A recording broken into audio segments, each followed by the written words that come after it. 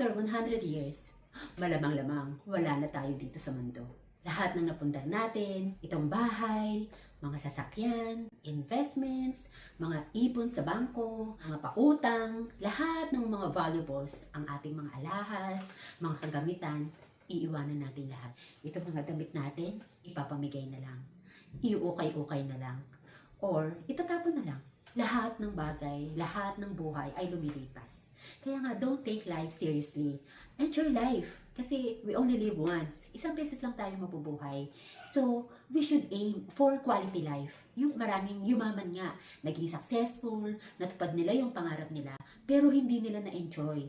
Nandun na sila sa rurok ng tagumpay, pero sa kabila nun, super stress, ang daming problema, ang daming responsibilidad.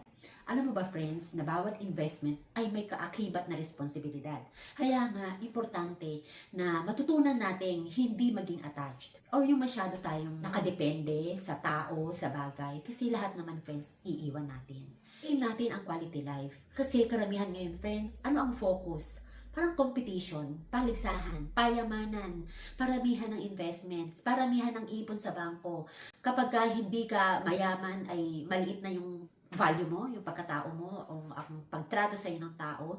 Friends, hindi dapat ganon. Ang buhay ay hindi kompetisyon or paligsahan.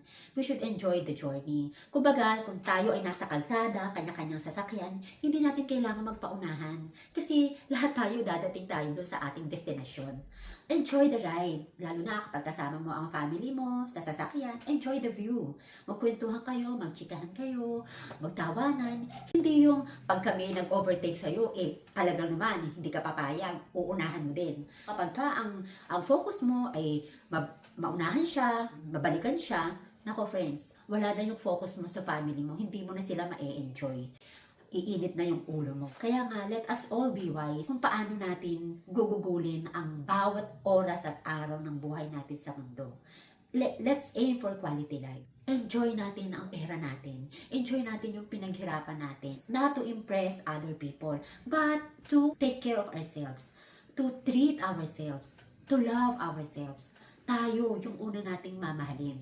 Punuin natin ng pagmamahal, respeto, ng pagpapahalaga, pagkalinga ang sarili natin.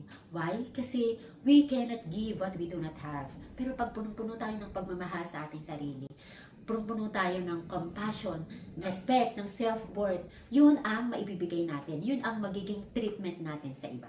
Yung problema mo ng mga last 5 years, friends, di ba? Yung dati mong iniiyakan noon, ngayon, ginigitaan mo na lang. Yung akala mo na sobrang bigat at katapusan na ng mundo, nako, meron lang siyang lesson na ibinigay sa atin. Kaya nga, don't take life seriously. Kalma lang. And always trust God. Always trust na God is so good, the universe is our friend, and whatever happens, tayo ay suportado ni God. Maganda ang plano ng Diyos sa buhay natin. I hope may natutunan ka sa video ito. God bless you!